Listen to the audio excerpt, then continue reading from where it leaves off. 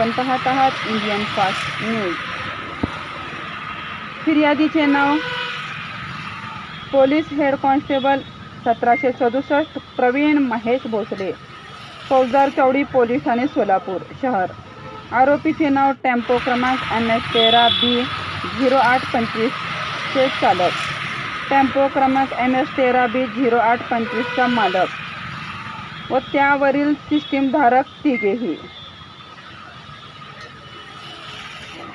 कलम नंबर 448/2024 भारतीय न्याय संहिता कलम 132, 285, 221, 233, 33, 131 प्रमाणे दिनांक 7/8/2024 रोजी दुपारी 2:30 ते 3च्या दरम्यान जुना पुणा नाका नागोबा मंदिर समोर सोलापूर। याबाबत अधिक माहिती अशी की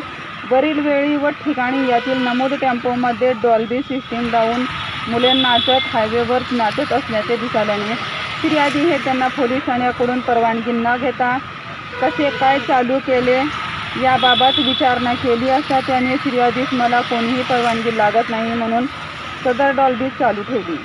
रहदारीस अडथळा निर्माण केला आहे, त्यास तुम्ही परवाना घेतला नाही आणि हायवेवर डॉल्बी लावू नका असे सांगून त्यांची डॉल्बी सिस्टीम बंद करीत असताना डॉल्बी धारक यांनी फिर्यादीचे मागे ढकलून दिले व धक्काबुक्की करून डॉल्बी बंद करायची नाही, तुम्हाला जे करायचे आहे ते करा असे म्हणून फिर्याद करीत असलेल्या शासकीय कामात अडथळा केला आहे, म्हणून पुढील तपास फौजदार चौडीचे पोलीस